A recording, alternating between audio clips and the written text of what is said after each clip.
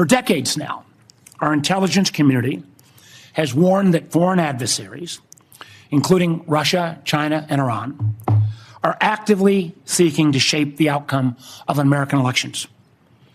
These efforts have included cyber intrusions, disinformation campaigns, and covert influence operations designed to divide Americans and undermine our confidence in our democratic institutions. Protecting our elections from these threats should be one of the intelligence community's highest priorities. This was a foreseeable security crisis.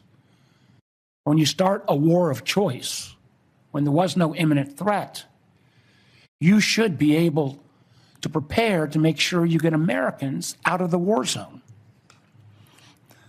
That same attitude, pushing some of our closest friends into the arms of our most capable foes, has profound consequences. Two of our most significant allies, Canada and the UK, are currently working to sign trade deals with China because they no longer believe the United States is a dependable partner. That's a remarkable statement in 2026.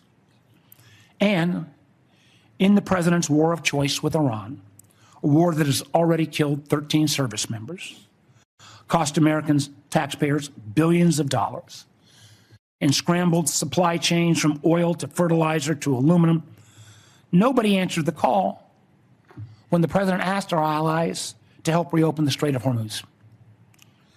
As the president's own counterterrorism chief acknowledged in his resignation yesterday, Iran posed no imminent threat to the United States. And unfortunately, our allies have been alienated and distracted by the administration's unilateral threats like invading Greenland, and the result is clear. Americans have been left more exposed in an already dangerous conflict. Now, what I just outlined is quite a list, and it's a partial one at that. Matter of fact, we've got a full list we'd like to share with all the press. The intelligence community assesses that Russia, China, North Korea, Iran, and Pakistan have been researching and developing an array of novel, advanced, or traditional missile delivery systems with nuclear and conventional payloads that put our homeland within range. The IC assesses that threats to the homeland will expand collectively to more than 16,000 missiles by 2035, from the current assessed figure of more than 3,000 missiles. The IC assesses that China and Russia are developing advanced delivery systems meant to be capable of penetrating or bypassing U.S. missile defenses. North Korea's ICBMs can already reach U.S. soil, and the IC assesses that it is committed to expanding its nuclear arsenal. Pakistan's long-range ballistic missile development potentially could include ICBMs with a range capable of striking the homeland. The IC assesses that Iran has previously demonstrated space launch and other technology it could use to begin to develop a militarily viable ICBM before 2035, should Tehran attempt to pursue that capability. However, these assessments will clearly be updated as the full impact of Operation Epic Fury's devastating strikes on Iran's missile production facilities, stockpiles, and launch capabilities is determined. The U.S.-Mexico-Canada Agreement review in 2026 will likely increase uncertainty in many Latin American countries, especially those that rely on Mexico as an export destination for intermediate goods for manufacture and onward export to the U.S. China, Russia, and Iran are likely seeking to sustain economic, political, and military engagement with Latin America. The IC assesses that China's demand for raw materials is likely to continue to drive its economic outreach, while Russia likely wants to expand its current security and diplomatic ties with Cuba and Nicaragua. In the Middle East, conflict and instability will shape security, political, and economic dynamics in a variety of ways.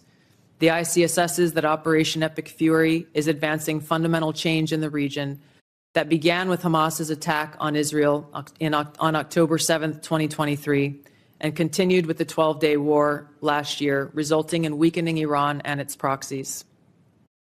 The IC assesses the regime in Iran appears to be intact but largely degraded due to attacks on its leadership and military capabilities. Its conventional military power projection capabilities have largely been destroyed, leaving limited options. Iran's strategic position has been significantly degraded. The U.S.-led maximum pressure campaign and snapback of European sanctions added additional pressure to an already bleak Iranian economy, resulting in mass protests earlier this year that Tehran suppressed by killing thousands of protesters. Even if the regime remains intact, the IC assesses that internal tensions are likely to increase as Iran's economy worsens. Even so, Iran and its proxies continue to attack U.S. and allied interests in the Middle East. The IC assesses that if a hostile regime survives, it will likely seek to begin a years-long effort to rebuild its military, missiles, and UAV forces. The IC assesses that China, Russia, and North Korea see the United States as a strategic competitor and potential adversary. Iran has long viewed the U.S. as an adversary and is engaged in active conflict with the U.S. as of today. These four countries, the IC assesses, are likely to continue their selective cooperation with each other, which could bolster their individual capabilities and threats to U.S. interests more broadly.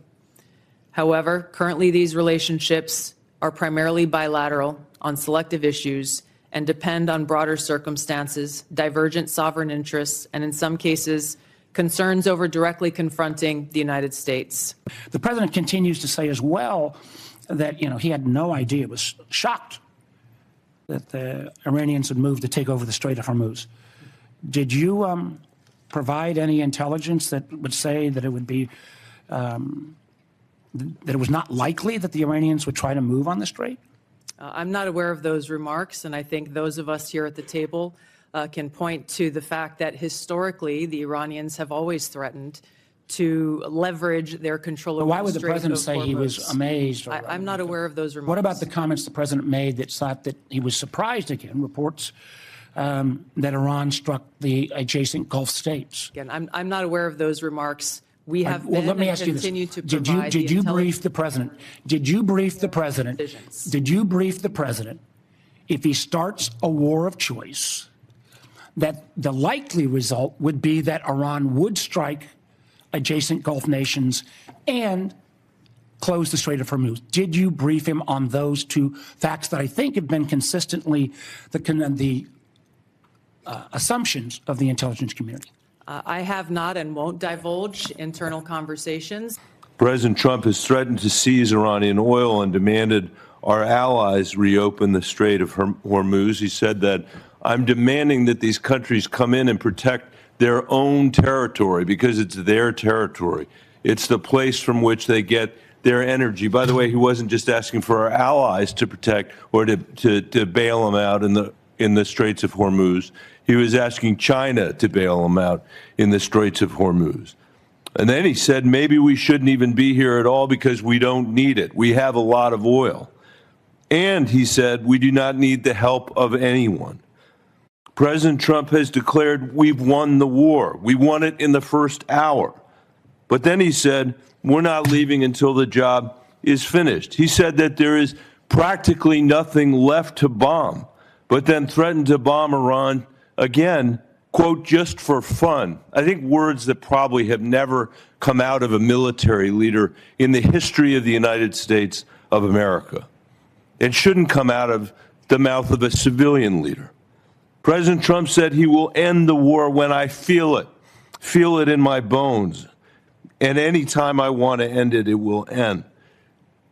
But, Director, the war is not ending. It is escalating with thousands of U.S. Marines reportedly sailing toward Iran on an unclear mission, a mission that's become less clear over days, not more clear.